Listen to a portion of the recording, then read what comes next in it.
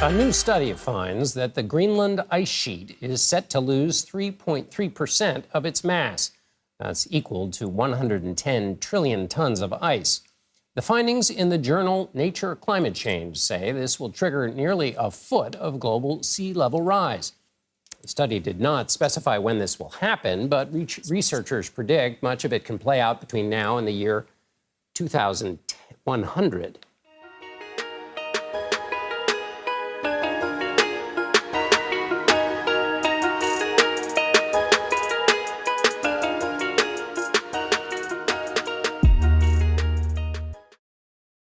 Hey, my name's Adia. And I'm D'Anthony Daniels.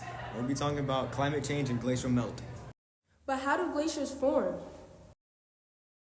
Glaciers form when snow compresses on itself over years. But how do glaciers even melt? Well, glaciers mainly melt because of human activity, like greenhouse gases.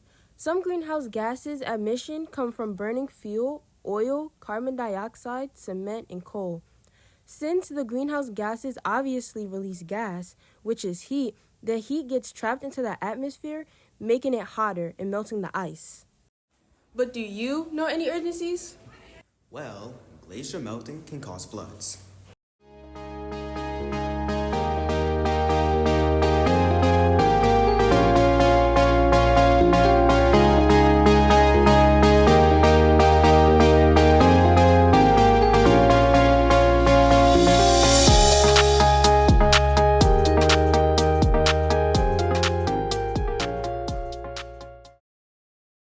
As glaciers melt, the water proceeds into the sea, causing the sea to rise and flooding low-lying lands. Mississippi. Well, certainly the situation, especially in Iowa, has been tragic for many of those homeowners out there who have been flooded. And certainly Missouri and Illinois, Indiana, Wisconsin have all felt the brunt of various aspects of this storm and the flooding that's taken place over the last really 2-week period. So let's take a look at some interviews. How would floods from sea levels affect you and Florida? Floods from sea levels have affected me in the past by having to walk in at least a mile in knee-high water just to get out of school. And floods can affect Florida because they cause damage. For example, their homes, their cars, their jobs, the product, if you own companies. And as a result, the money to repair everything would be an impact to the economy.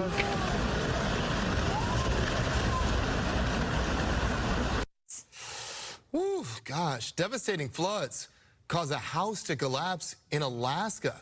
It's not rain, but a melting glacier that caused rivers to rise to levels not seen in decades.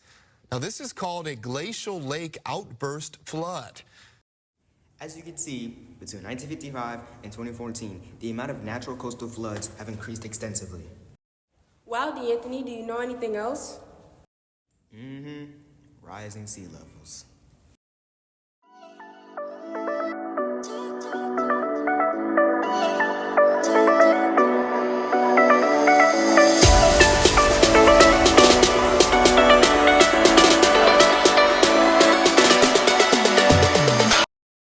Greenhouse gases and carbon emissions have nowhere to escape the atmosphere, so they cause the Earth to become hotter and temperatures rise, making glaciers melt.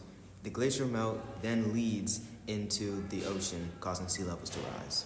But let's take a look at the sea spilling clip. We're looking at the devastation that Sandy caused. What many people are not seeing is that while Sandy was pummeling the Northeast, Miami Beach had significant tracts of land that were under a significant amount of water, and it hadn't rained that day or that week. So exactly what damage do you think could occur from rising sea levels?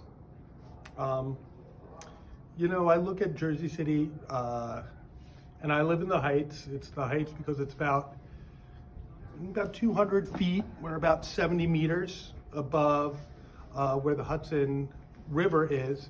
Then I look downtown, and all these people are building all these gigantic houses.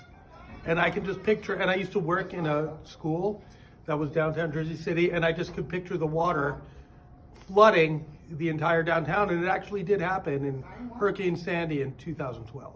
And I just picture that happening because of global warming and sea level rise.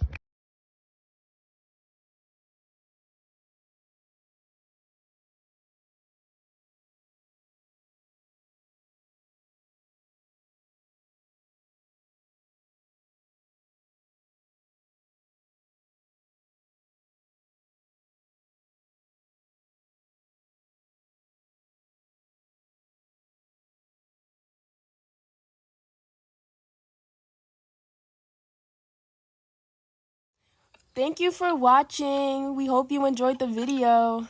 Yeah.